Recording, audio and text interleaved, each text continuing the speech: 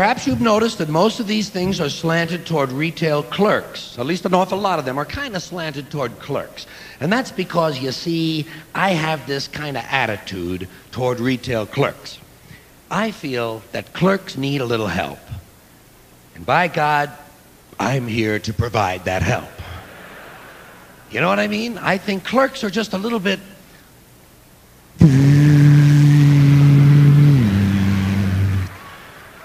like they got a little neutral zone, you know? Some of them seem to be on loan from Mars. That's if you can find a clerk at all. Sometimes they're not even there, you know. They're on their break. Or sometimes they're there, but they can't wait on you because they're on someone else's break who they switched with. Well, that pisses me off.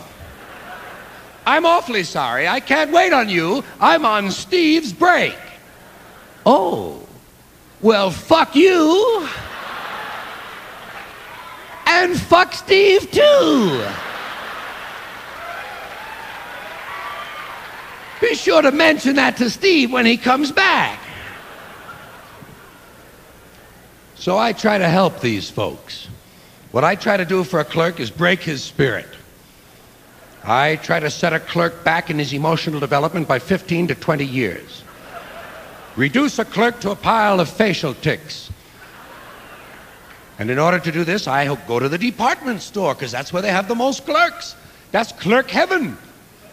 The department store. Mostly women clerks, by the way. Women wait on you in department stores. Men don't do that in department stores. Men come around every hour to see if the women have quit. That's the men's job. You quit? Nope. Okay, I'll be back in an hour. And he's gone off, fucking off with Steve somewhere. And she's there waiting on customers, because none of them have come in yet. That's why they call it waiting on customers. Women, they say, God damn, I've been here an hour and a half and I ain't seen customer one. And then finally when they come in, they have to wait on them all over again. And you know, I believe there's some sort of slavery involved in these women's employment. Have you noticed that women who wait on you in department stores always have eyeglasses that are on chains? Heavy chains that go down into the blouse and disappear and go God knows where. I think there's a master chain reel on the roof, and at 5 o'clock they reel everybody in. Okay, girls, Miller time! Well, it's just a theory of mine. Perhaps it's not true. We better not act on it until we have more data. But I do like to go to the department store and harass the female clerks, and I go usually to the handkerchief lady. That's my favorite clerk fun of all. The handkerchief lady. Usually it's an older woman. Have you noticed? Mostly older women sell handkerchiefs. That's because hankies are easy to lift. I figured that shit out alone one afternoon while it was raining. And I proved it to myself because you never see any blue-haired women in the barbell section, do you? Goddamn logic came to my aid once again. So I go right up to the handkerchief lady. Sometimes I'll sashay, you know, if I'm feeling cool. If I'm feeling cool, I'll sashay. That's how I sashay. Sometimes I'll bop, you know. This is how I bop. Not very cool, but it is sincere bopping. Well, I do whatever's playing on the stereo section when I come off the escalator, whatever they're featuring that week. That's what I do as I go up there. One time, I polka'd up to the goddamn lady. Well, she liked to shit, but she waited on me anyway.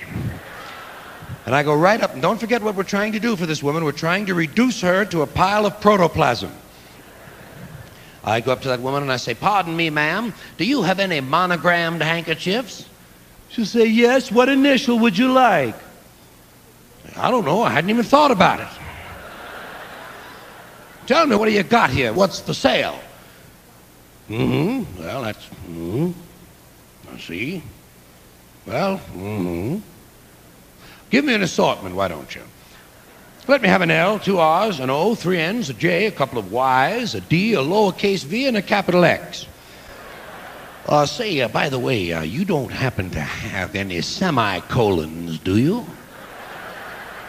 Well, I've always wanted to blow my nose directly into a semicolon.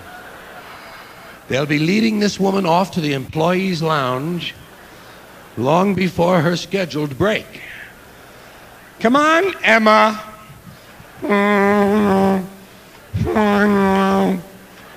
Emma is one of those names that no one under 80 has. Do you notice that? There are no infant Emmas. Emma is an acquired name. One day you're sitting on the porch, and suddenly you're Emma.